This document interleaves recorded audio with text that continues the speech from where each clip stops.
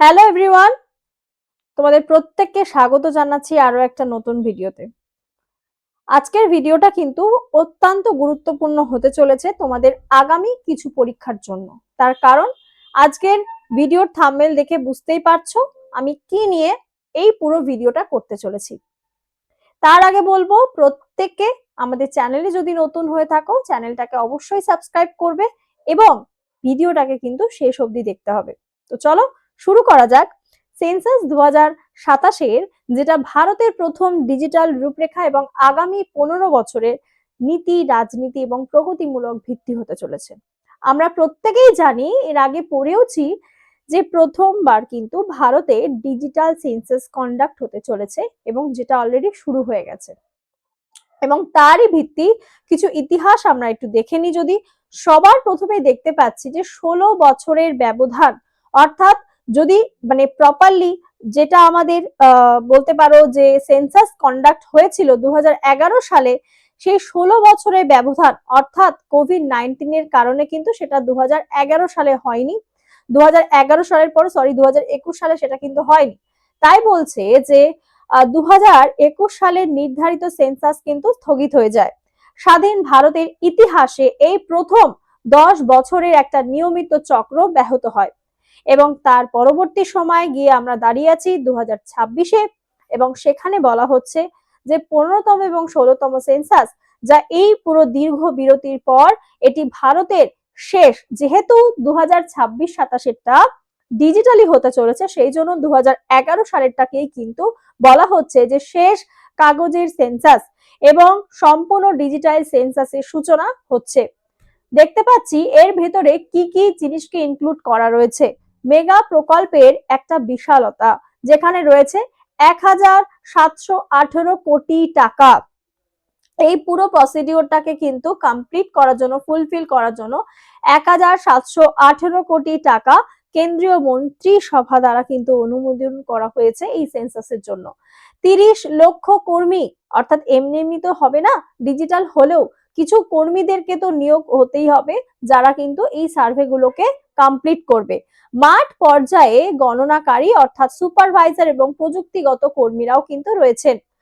প্রায় 6.5 লক্ষ গ্রাম এতে ইনক্লুডেড। এছাড়াও 5,000 শহর এবং 4,580টি সেন্সাস টাউনকেও কভার করা হবে। আর রয়েছে 1 কোটি, অর্থাৎ 1 কোটি কর্মদিবস, ম্যান ডেজ এবং বিশাল প্রক্রিয়ার মাধ্যমে কিন্তু তৈরি করা এই সরকারি সংস্থা যারা কিন্তু ডিজিটাল সেন্সাসটাকে কনক্লুড করছে। আমরা প্রথমে একটা পার্থক্য দেখে নিই 2011 এবং 2027-এর মধ্যে একটা বেসিক পার্থক্য। 2011-তে বলছে কাগজ কলম এবং ম্যানুয়াল ডেটা এন্ট্রি কিন্তু হয়েছে, যেটা 2027-এ হবে মোবাইল অ্যাপ এবং সিএমএমএস। এই সিএমএমএস মানে হচ্ছে census management and census management and monitoring system এটা আমাদেরকে ফুল ফর্মটা একটু মনে রাখতে হবে, পরবর্তী সময়ে কাজে লাগবে। সক্রিয় বলছে নাগরিকদের জন্য স্বগণনা অর্থাৎ সেলফ ইনিউমেরেশন পোর্টাল, অর্থাৎ তোমাকে নিজের ডেটা, আমরা যেভাবে পরীক্ষায় ফর্ম ফিল আপ করি যেরকম আমাদেরকে সেখানে সমস্ত ডেটাগুলো দিতে হয়, ঠিক সেরকমই কিন্তু সেই পোর্টালে গিয়ে তোমাকে নিজের সমস্ত নথি কিন্তু আপডেট করতে হবে। 1931 সালের পরে প্রথমবার বিস্তারিত জাতিভিত্তিক গণনা হতে চলেছে। তার মানে এইবার শুধুমাত্র নর্মাল সেন্সাস কিন্তু হবে না, এইবার কিন্তু আবার কি হতে চলেছে, কাস্ট সেন্সাস, সেটাও কিন্তু কন্ডাক্ট হবে।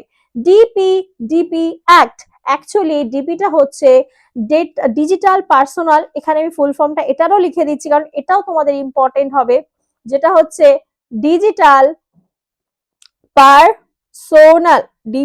পার্সোনাল ডেটা প্রোটেকশন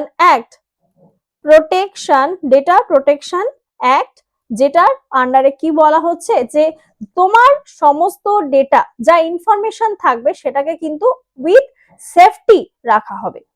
আইনি বাধ্যতামূলক এবং ডেটা সুরক্ষার ক্ষেত্রে কি বলা হচ্ছে, সাংবিধানিক এবং আইনি ভিত্তি, আর্টিকেল 246 আর্টিকেল 246 আমাদেরকে কি বলছে, যেখানে subject matter of laws made by the parliament এবং লেজিসলেটিভ অ্যাসেম্বলি, যেটাকে আমরা বলতে চাইছি যে এখানে তৈরি করা হবে সেন্সাসের একটি সম্পূর্ণ ইউনিয়ন সাবজেক্ট এবং কেন্দ্রীয় বিষয়।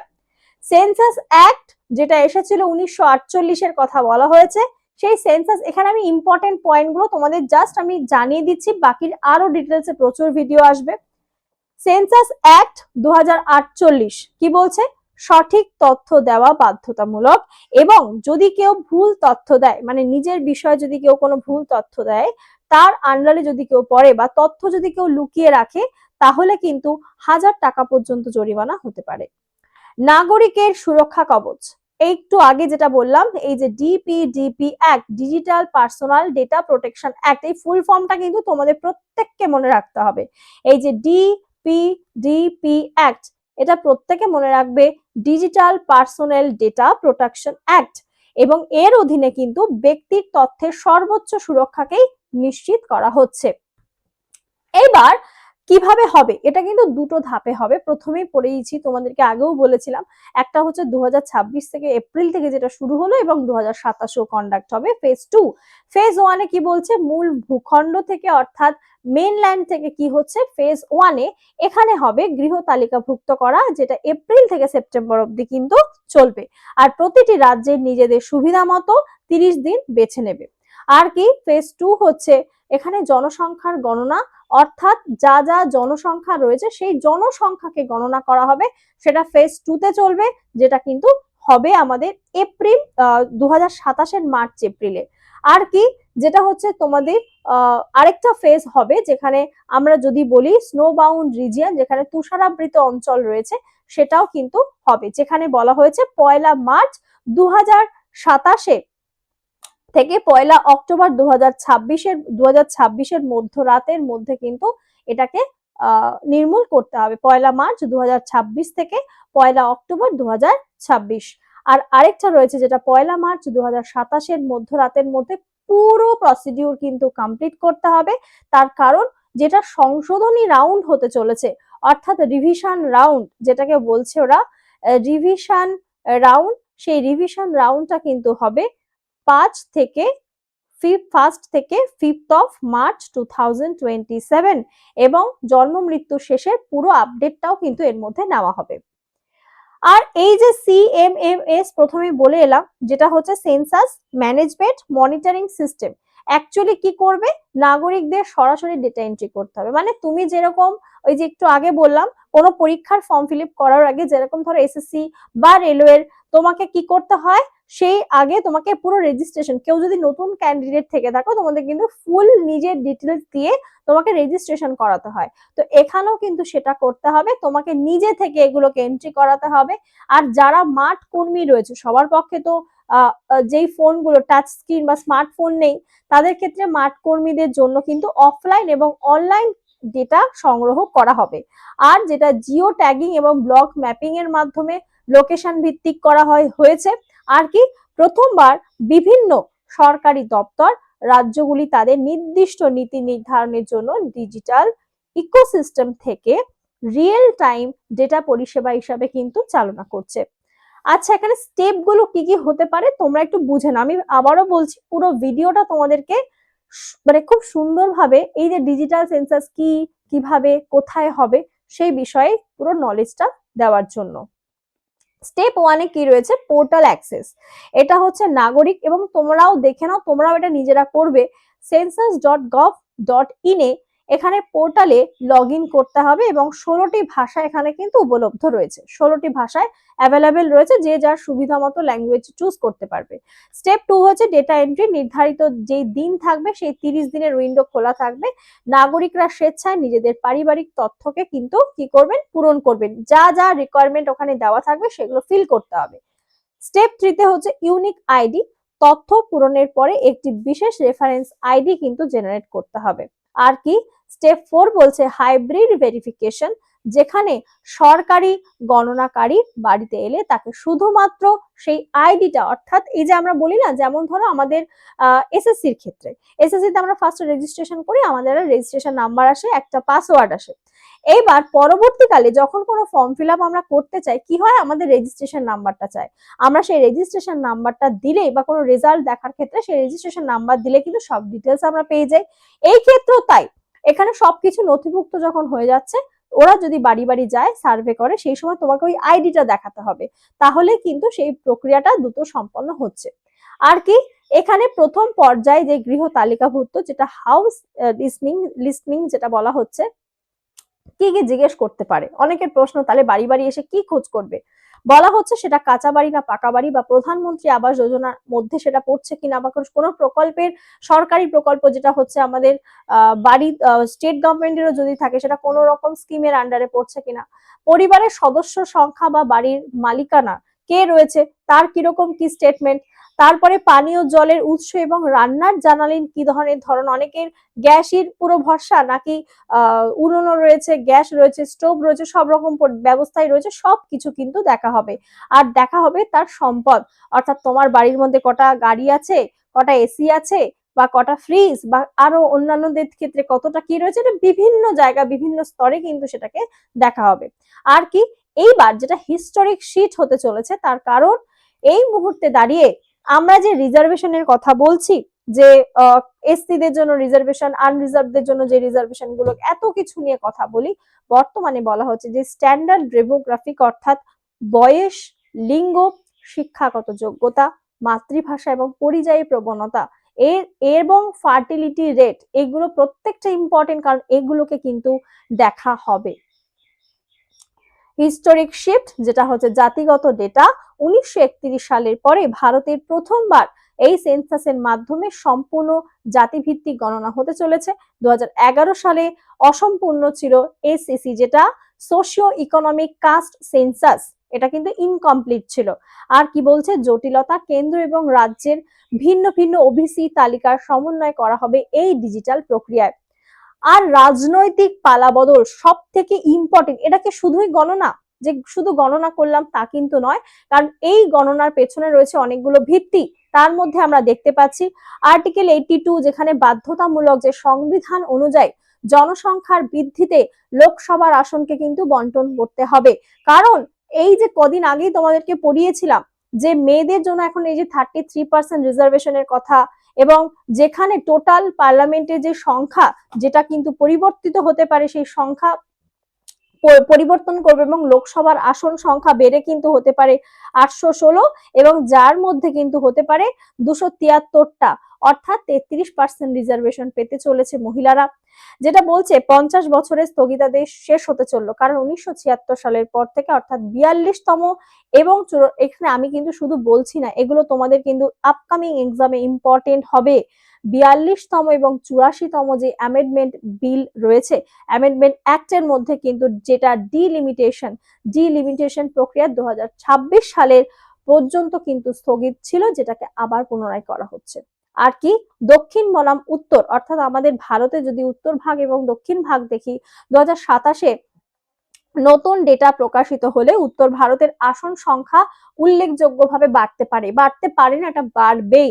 এবং আর কি, দক্ষিণের যে রাজ্যগুলি রয়েছে তাদের যে রাজনৈতিক উদ্বেগ, সেই জিনিসগুলোকেও কিন্তু এবার সামনে আসতে চলেছে। আরো একটা ইম্পর্টেন্ট দিক, যেটা কিন্তু যে নারীর ক্ষমতায়ন করে তোলা, অর্থাৎ নারী শক্তি বন্ধন অধিনিয়ম, ভেরি ভেরি ইম্পর্টেন্ট।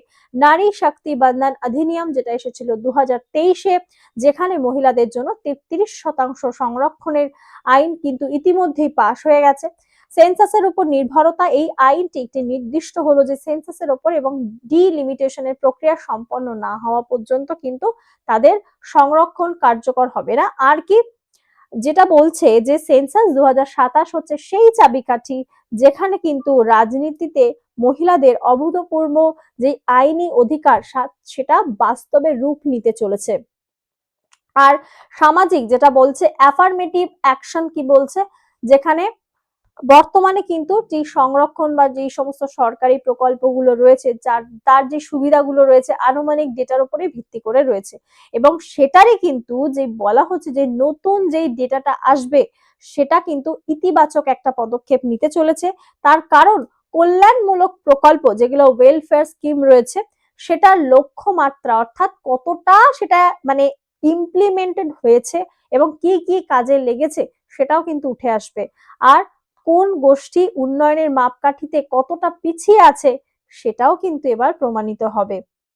আর কি, যেটা অর্থনৈতিক এবং নগর পরিকল্পনার রূপরেখা। এখন আমরা প্রত্যেকে থেকে গ্রামের বাড়িতেও এসি, তোমরা আমার সাথে নিশ্চয়ই একমত হবে। তো সেটাকে আমরা এখন প্রপার গ্রাম বলতে পারি না। হ্যাঁ, আছে অনেকটা জায়গা, বাট অনেক গ্রাম আজকে শহরে আস্তে আস্তে পরিণত হচ্ছে, বিভিন্ন শহরতলি আস্তে আস্তে শহরে পরিণত হচ্ছে, মফস্বল যেটাকে আমরা বলি। তো এই বর্তমানে যেটাকে বলা হয়েছিল ভারতের জনসংখ্যার 70% গ্রামীণ এবং 30% যে শহরের ধারাটা এতদিন বজায় থাকতো সেটা কিন্তু ব্যাপকভাবে পরিবর্তন হবে। সেন্সাস টাউন, অনেকগুলো কিন্তু সেন্সাস টাউনে স্বীকৃতি পেতে চলেছে। রাস্তা, হাসপাতাল, স্কুল নির্মাণের জন্য একটি ভৌগোলিক রিয়েলিটি কিন্তু এদের জানা যাবে। এবং কর্মক্ষম, যেটা ভেরি ভেরি ইম্পর্টেন্ট, যে বলা হচ্ছে ওয়ার্কিং এজ পপুলেশন, অর্থাৎ কোন বয়সের ছেলেমেয়েরা বর্তমানে সব থেকে বেশি ওয়ার্কিং রয়েছে। আর এক দশকের এবং তারপরে তারা, ধরো যদি বলি আজকে 24 বছর বয়স থেকে তারা কাজ করছে, তাহলে পরবর্তী কতটা বয়স সিকিউর হচ্ছে, তার কারণ 60 এজ অব্দি জানি আমাদের ওয়ার্কিং এজ। তো সেইটাও বলছে ইকোনমিক গ্রোথ কতটা তৈরি হতে পারে সেটাও কিন্তু জানা যাবে। শুধুমাত্র গণনা নয়, ভারতের ভাগ্য কিন্তু নির্ধারণ হতে চলেছে এই ডিজিটাল সেন্সাসে। তার কারণ কেন্দ্র এবং রাজ্যের সমন্বয় তৈরি মেগা প্রকল্প নিছক মানুষের মাথা গোনার জন্য কিন্তু নয়। এখানে বলা হচ্ছে এটি পরিচয় ভিত্তিক রাজনীতি, অর্থাৎ আইডেন্টিটি পলিটিক্স থেকে কিভাবে এটা হতে পারে রিয়েলিটি বেসড গভর্নেন্স, সেটাও কিন্তু প্রুফ করবে।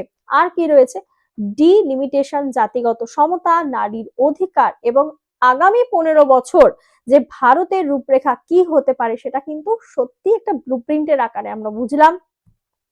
তো এই ছিল তোমাদের সম্পূর্ণ ভিডিওটা, আশা করছি তোমাদের ভালো লেগেছে। একটু বড় হয়েছে, ইনফরমেশন গুলো সব দেওয়ার ছিল।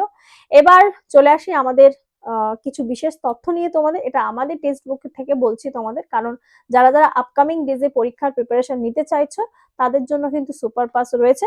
এবং সেই সুপার পাসে তোমরা কি কি পেয়ে যাচ্ছ, আমাদের SSC exam, railway exam, UP এবং ওয়েস্ট বেঙ্গলের মতো সমস্ত পরীক্ষার প্রস্তুতি একটা জায়গা থেকে, একটা সাবস্ক্রিপশনে। কারণ সুপার পাস লাইভ হচ্ছে একটা এমন পথ যেখান থেকে বাকি সমস্ত জিনিস তোমরা পেতে পারো। এখানে পেয়ে যাচ্ছ তুমি live plus recorded study note, অর্থাৎ যেগুলো আমরা পড়াবো ক্লাসে সেগুলো পাবে, প্লাস এক্সট্রা স্টাডি নোটও পাচ্ছ। পিওয়াই কিউ থাকছে, মক টেস্ট এবং প্র্যাকটিস কোয়েশ্চেন।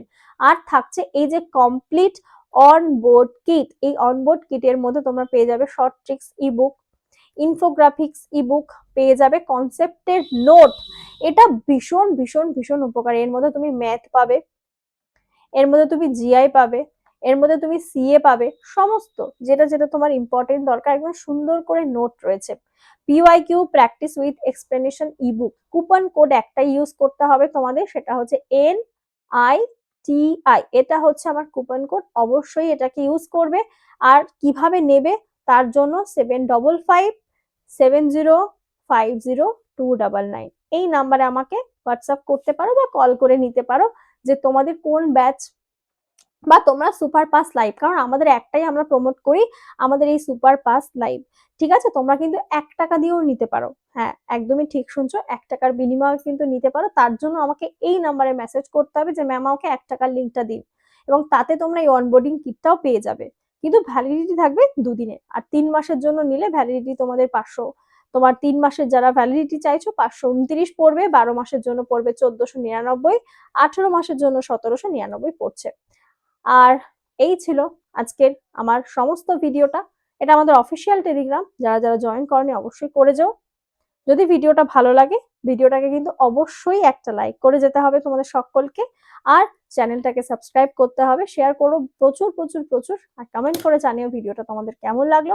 তো আজকে এখান থেকে বিদায় নিচ্ছি, দেখা হচ্ছে আবার নেক্সট কোনো ভিডিওতে। সবাই ভালো থেকো, সুস্থ থেকো।